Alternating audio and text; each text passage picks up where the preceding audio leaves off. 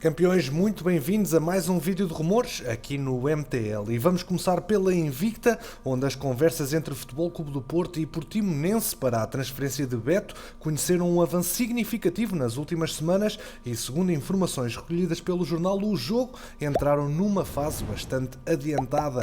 O jornal sabe que os responsáveis das duas sociedades já discutiram os valores pelos quais se poderia realizar o negócio e que quantia global que pode viabilizar então o mesmo chega aos 13 milhões de euros. 8 milhões fixos, relativos a 90% dos direitos económicos do avançado e os restantes 5 mediante a concretização de determinados objetivos. Alcançando-se um acordo, como desejam os portistas, o jogador de 23 anos teria um contrato de longa duração à espera para assinar no Dragão, ao que tudo indica válido para as próximas 5 temporadas.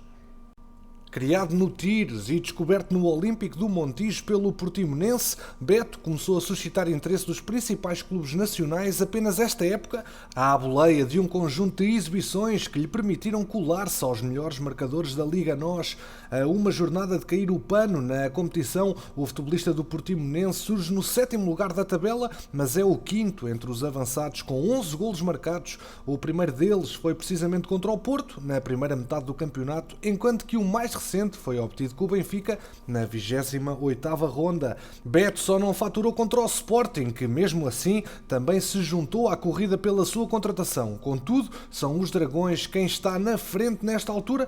Os próximos dias, semanas, o mais tardar, serão decisivas e trarão o tão desejado fumo branco.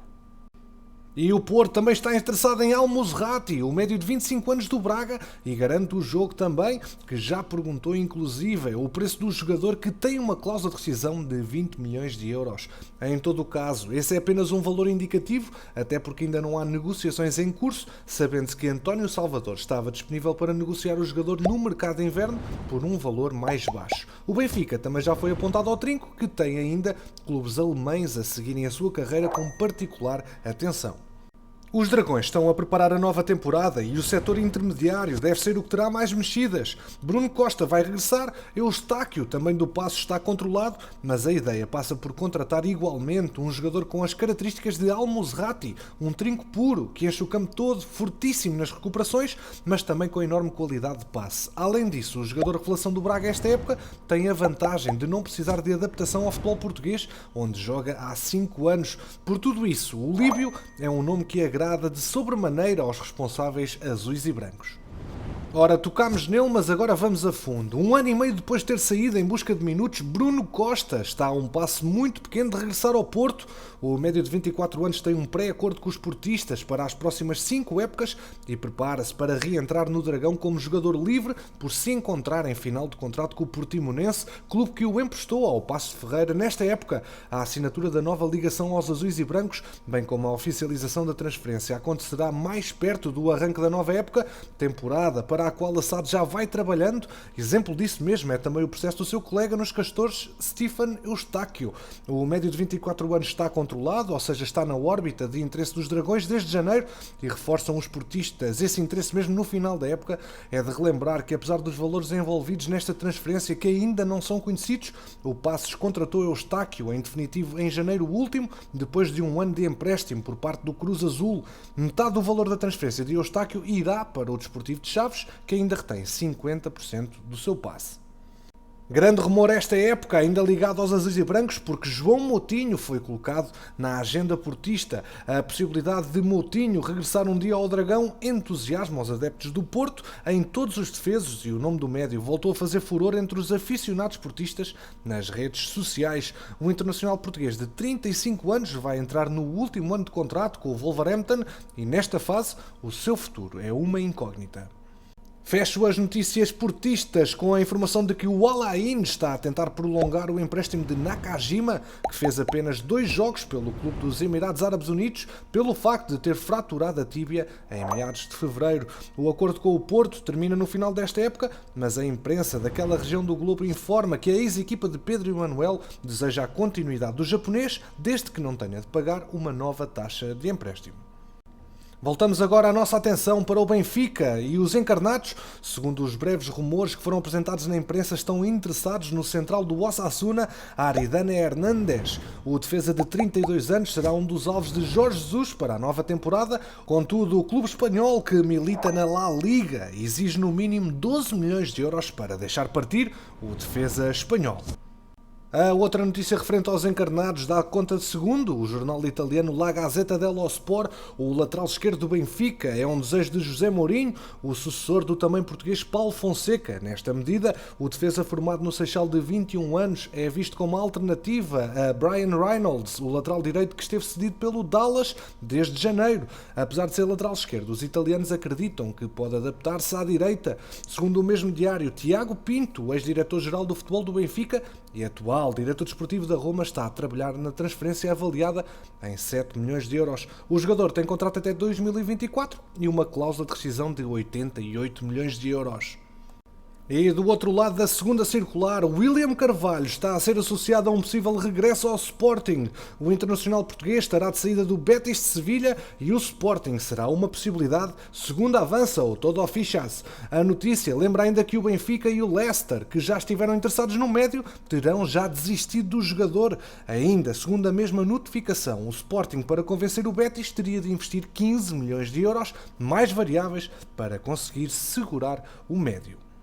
Depois deste rumor bem recente do trinco português, Ruben Amorim mantém-se firme na ideia e não desiste do que quis sempre no que ao reforço do corredor direito diz respeito. Daí que em Alvalade o enquadramento seja claro. Ricardo Gaio é a prioridade para a nova época.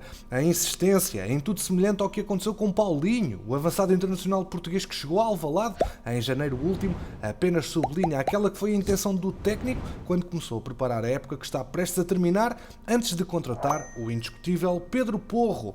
Ora, António Salvador admite mesmo viabilizar um negócio em torno dos 10 milhões de euros, pois precisa naturalmente de receitas extraordinárias, ainda que em Alvalade se entenda que o montante é demasiado elevado para o que está a ser projetado.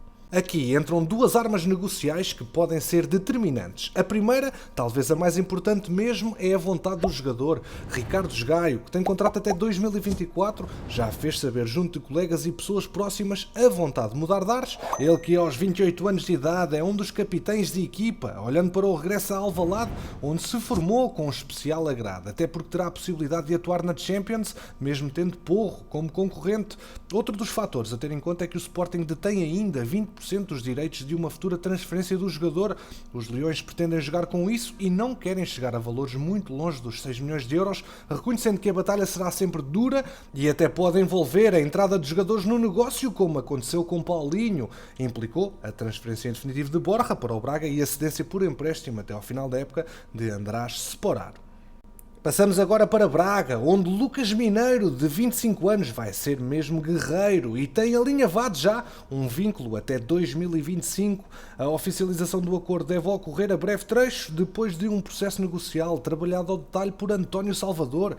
O jogador, que estava na mira do Benfica, chegaram a existir mesmo conversações, realizou 36 jogos e marcou 2 golos pelos gilistas esta temporada, a título de empréstimo pela Chapecoense, tendo o emblema de Barcelos assegurado uma opção de compra de 500 mil euros por 70% do passe, válida até 31 de maio, sendo o restante dos direitos económicos gerido pelos representantes de Lucas Mineiro.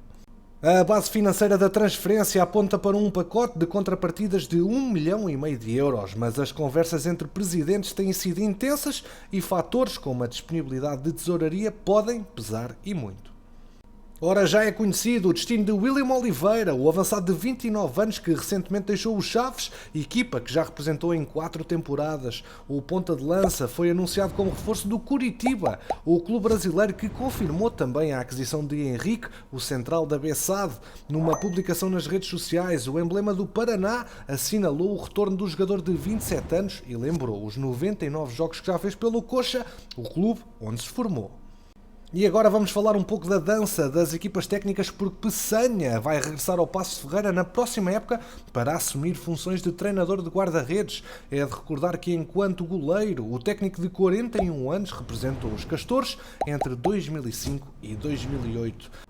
A meio da participação lusa no Euro Sub-21, o técnico Rui Jorge prolongou a sua ligação à seleção portuguesa e a comandar o escalão até 2024. Já Aí Vieira, o treinador que está agora no Famalicão, tem tudo alinhavado para renovar até 2023 e a Europa ainda é um objetivo muito possível.